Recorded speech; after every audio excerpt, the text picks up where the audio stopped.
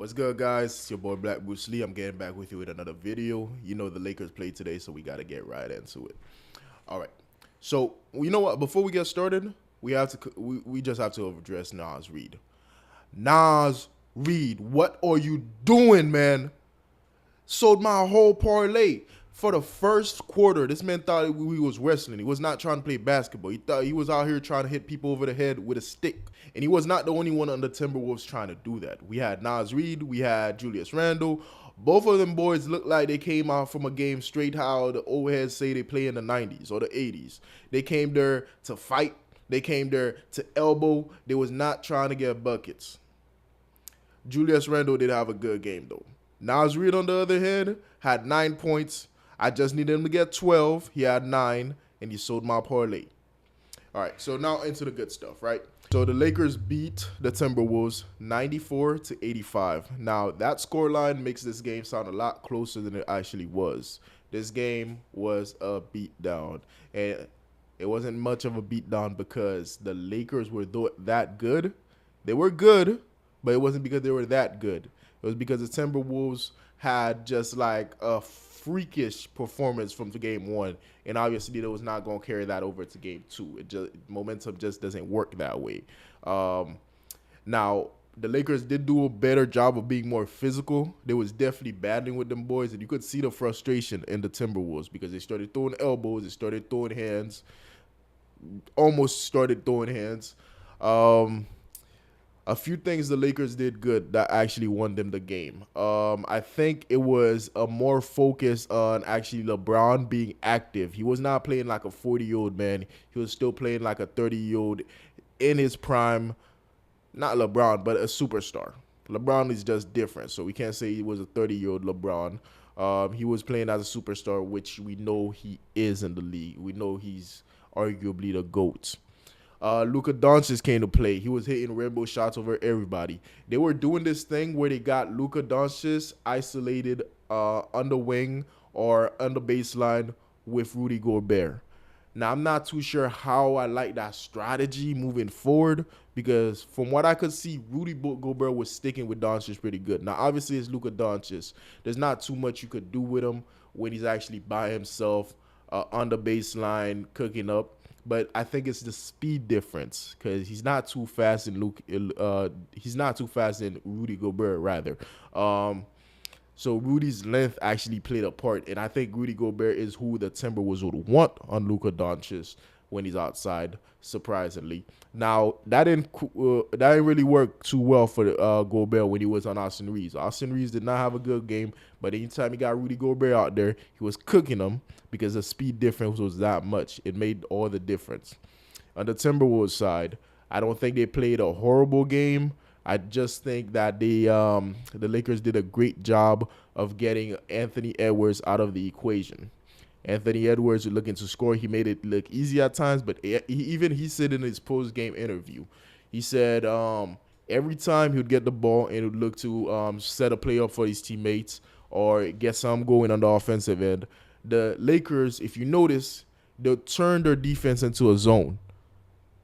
They'll come playing men. They played men the whole game, but as soon as Anthony Edwards was under attack, they turned to a zone. That confused Anthony Edwards. He has to go back and readjust and look at some film and see how he can exploit that. Because as things stand, that's not something he can just go about the same way he's been going about it and expect to win with his team. Because the Timberwolves, if Anthony Edwards is not the best player on the team, they're not going to win. Keep in mind, Luka Doncic and LeBron James are their opposition. If Anthony Edwards doesn't come to play, not going to win. Nas Reed is not going to do it to you.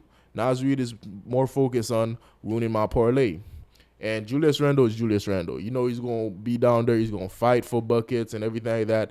But he's not the type of player that could take a team to the finals, let alone win a championship. All in all, like I mentioned, the score of 94-85 really makes this game seem a lot closer than it was because I promise you, for 95% of that game, the Lakers were just spanking the Timberwolves like they were their mama, and the Timberwolves did something wrong, you know. But yeah, good game all in all. The series is up for grabs, Lakers fans. A few of y'all I know were freaking out. Like I said, there's no need to freak out yet.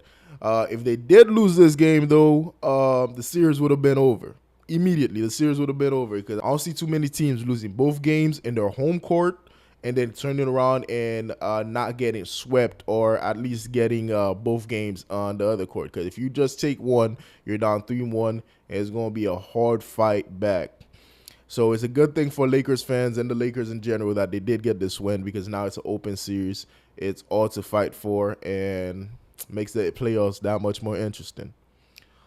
On to the next game. Thunder beating the Grizzlies 118-99.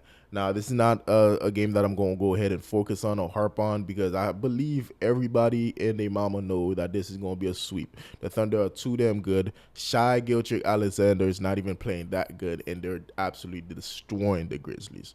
Lopsided victory. I expect the next two games to go the exact same way, even though they won't be at home for those two games.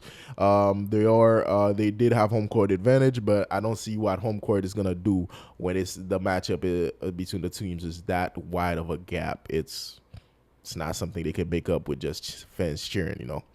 All right. So, like I mentioned, I do see this being a sweep. And for the last game that happened today, the Pacers beat the Bucks 123-115. Now, this game, Lillard did come back, and all the best to him. First of all, I do hope he has good news from the doctors and hospitals, because he did have a blood clot, and he didn't play ball in like 3 weeks. He came back, and as you would expect, he did not have the best game. Like, if you've been off the court for 3 weeks from regular season basketball, coming straight into playoff basketball while dealing with medical issues, you're not going to have your best game. All that being said, more power to him for actually coming back and actually stepping on the court and playing a full 37 minutes. I think he played. That's ridiculous. That takes cojones. But like I mentioned, not a good game for him. Now, the most overrated player, quote unquote, in the NBA, Tyrese Halliburton, did have a good game. Now, that's I've got to make a video on this. Calling Tyrese Halliburton the most overrated player, voted anonymously by NBA players, is ridiculous to me. You guys act like Draymond Green doesn't exist. There's a whole bunch of players that are more deserving of that most overrated player title than Tyrese Halliburton. The man's a baller. Let's get used to it. And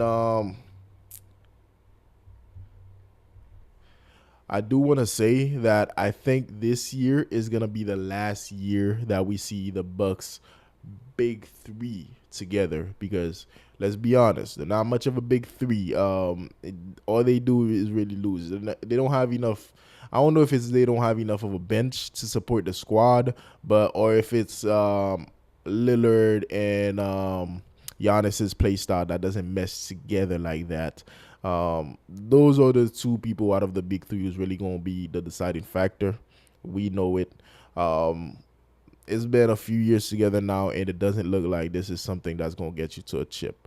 The organization's wasting a lot of money on these guys. Obviously, they bring in a lot of money too, but we're not here to discuss economics. If they can't get a chip, they're going to break them up. They're going to bring in somebody like Durant. I don't know if that's going to be much better. But it's going to free up a lot of cap space. So the Bucks, more than likely, are going to be thinking of next year. More than likely, the Bucks are going to be thinking of next year already if they don't get the win on the next game, which it's a toss-up. It's a toss-up, but I don't think they will.